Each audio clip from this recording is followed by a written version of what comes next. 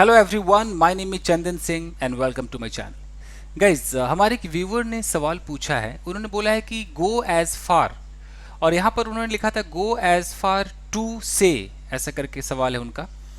तो इसका मतलब पूछा उन्होंने, किसी इंग्लिश मूवी में देखा है इसको, तो मैं ये बता रहा हूँ आपको। एक्चुअली ये होता है गो एज फार, फिर एक एज भी होता है, बट कई बार इंग्लिश मूवीज में वो इस एज को खा जाते हैं। तो हो सकता है आपको ऐसे भी दिखाई दे या सुनाई दे कि गो एज फार फिर टू लगा दे, लेकिन जो एग्जैक्ट होता है मैं वो बता रहा हूँ कि go as far as to. और कई जगह आपको इस एज के स्थान पे यहाँ पर आपको सो भी दिखाई दे सकता है कि गो सो फार एज टू।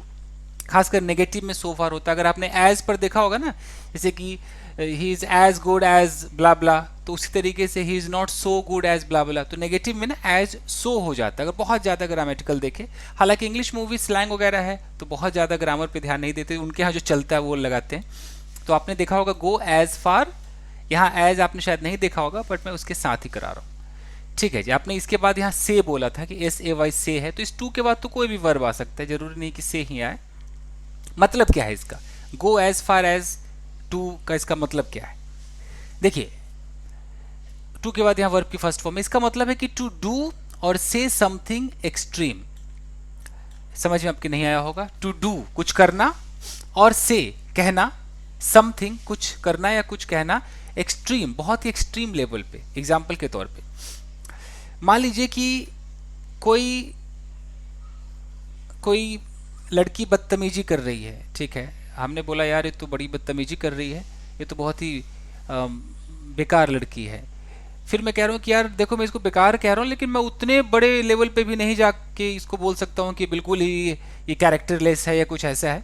कहने का मतलब कि आई कांट गो एज फार या I can't go so far as to say that this girl is characterless. मैं इसको बैड कह सकता हूँ, बट मैं उतना भी नहीं कह सकता कि ये ऐसी है। यानी कि मान लीजिए कोई पतला बंदा है, स्लिम है, स्लिम ट्रिम बंदा है, हम कह रहे हैं बड़ा पतला है ये, तो मैं कह रहा हूँ मैं इसको स्लिम कह रहा हूँ, बट मैं इतना भी नहीं ऊपर जाकर के बोल सकता हूँ कि बिल्कुल हड्डियों का ढांचा है ये।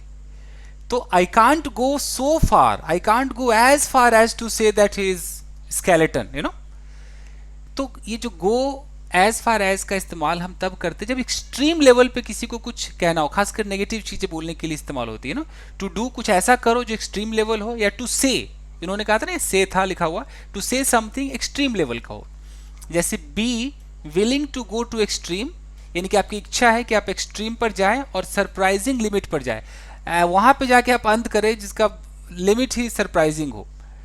इन डीलिंग विद समथिंग, किसी चीज से आप डील कर रहे हैं, किसी चीज, चाहे कुछ भी आप कर रहे हैं, डीलिंग विद का मतलब है कि किसी चीज से आप निपट रहे हैं और आप कुछ ऐसा करते हैं या कहते हैं जो बहुत ही हाई लेवल पे जाता है। इट मीन्स कि you go as far as to जो भी वर्ब है। मैं एग्जाम्पल के तरीके से समझाता हूँ, ये उतना समझ में नहीं आ रहा होगा, मैं समझ सकता हूँ। देखिए, the government went as far as to try to arrest opposition leaders. अब इसका क्या मतलब है कि अपोजिशन लीडर को अरेस्ट करने के लिए the government went as far as, आप चाहे तो यहाँ पर सो भी लगा सकते हैं, हालांकि नेगेटिव में ज्यादा यूज होता है, बट पॉजिटिव है तब भी चलता है कई बार। The government went as far as, मतलब कि गवर्नमेंट जो है वो उस लेवल पे पहुंच गई, उस एक्सट्रीम लेवल पे पहुंच गई, उस लिमिट पे पहुंच गई जो सरप्राइजिंग लिमिट है। क्या करने के लिए? टू ट्राई टू अरेस्ट, कोशिश करने के लिए, अरेस्ट की कोशिश करने के लिए अपोजिशन लीडर। तो अपोजिशन लीडर को अरेस्ट करने की कोशिश के लिए the government went as far as, उस लेवल पे पहुंच गई कि वो कोशिश करने लगी अरेस्ट करने के लिए। तो आपको अरेस्ट करना है किसी को, आपको किसी को धोखा देना है, तो आप उस लेवल पे चले जाते हैं। तो हम कह सकते हैं कि you know he went as far as to cheat on that girl, यानी कि उस लड़की को चीट करने के लिए कुछ ज्यादा ही ऊपर चला गया, ज्यादा एक्सट्रीम लेवल पे चला गया। ये फीलिंग एक और देखिए, I can't go so far as to call them dishonest. अब किसी को मुझे डिसऑनेस्ट कहना है, तो डिसऑनेस्ट कहना मतलब बहुत बड़ी बात है। हम किसी को कह रहे हैं कि यार ये ना डिसऑनेस्ट है, बेईमान है, तो मैं बेईमान नहीं कहना चाहता हूं। यानी कि बेईमान कहना, समझिए कि मैं बहुत हाई लेवल पे जाके उसको बेईमान कह सकता हूं, नहीं तो मैं छोटे मोटे वर्ड से काम चलाऊंगा, ये अच्छा नहीं है, ये है। तो मैं कह रहा हूं कि आई कांट गो सो फार, मैं इतना भी ऊपर नहीं जा सकता हूं as to call him dishonest, कि मैं उसको डिसऑनेस्ट कहने पे मजबूर हो जाऊं। मतलब मैं उस हद पे नहीं जा सकता हूं, मैं उस हद को नहीं क्रॉस कर सकता हूं कि मुझे उसको ये कहने पे मैं मजबूर हो जाऊं। यू नो, किसी ने मेरे साथ बुरा किया, ठीक है मैं उसे गाली दे रहा हूँ, लेकिन मैं उस हद को भी क्रॉस नहीं कर सकता कि मैं उसको कुछ ऐसा वर्ड बोल दूँ कि उसे बिल्कुल ही बुरा लग जाए, यू नो। आई होप थोड़ा बहुत समझ में आ रहा होगा, कोशिश कर रहा हूँ कि आपको समझा पाऊँ। देखिए, दो आई डोंट लाइक हर, हालांकि मैं उसे पसंद नहीं करता, yet I wouldn't go so far as to say that she is characterless. हालांकि मैं उसे पसंद नहीं करता हूं, फिर भी मैं उस हद तक नहीं चला जाऊंगा कि मैं उसको कैरेक्टरलेस ही कहने लगूं। पसंद नहीं करता हूं तो ठीक है, मैं उसके लिए छोटा मोटा वर्ड बोलूंगा ना, लेकिन मैं उस हद पे भी नहीं चला जाऊं कि मैं बस उस हद पे जाके वहां से बस मैं इसको कैरेक्टरलेस कहना शुरू कर दूं। तो भैया इतना भी मैं नहीं कर सकता, आई can't go so far.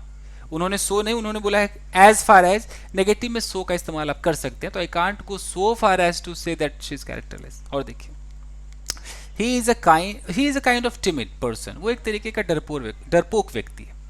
But I wouldn't का मतलब है कि I would not like, you know, हम जब कुछ अंदर से करना चाहते हैं ना वुड लगाते हैं, विल लगाना उचित नहीं है, इसलिए मैंने वुड का इस्तेमाल किया। I wouldn't go so far as to call him a coward. ठीक है, बंदा थोड़ा डरपोक टाइप का है, बट मैं उतना भी उस हद तक नहीं जाऊं कि मैं इसको कायर कायर कह के ही पुकारूं। तो I wouldn't go so far as to call him, ये आपको लगाना है। ही इज स्लिम, वो पतला है, yet I can't go so far as to say that he is a skeleton, मैं इतना भी हद पे नहीं चला जा सकता हूं कि मैं उसको स्केलेटन ही कहने लगूं। तो कुछ समझ में आ रहा है? तो खासकर किसी को बुरा बोलने के लिए ये ज़्यादा इस्तेमाल होता है। तो जिन्होंने ये सवाल पूछा है, तो आप इस तरह की मूवी देखें ना, तो अगर सब टाइटल देखे तो एक स्क्रीनशॉट ले ले, नहीं तो लिखे तो पूरा आगे पीछे का सेंटेंस भी लिखे कि वो किस कॉन्टेक्स्ट में बात हो रही, कहना क्या चाह रहा है बंदा। आप ऐसा ज़रूर करें, नहीं तो अगर आप स्क्रीनशॉट तो ले ही सकते, कंप्यूटर पे हो या मोबाइल पे हो। ठीक है जी, तो आई होप कि कुछ तो समझ में आया होगा। चलिए, तो आप इसका एक स्क्रीनशॉट ले लीजिए दोस्तों।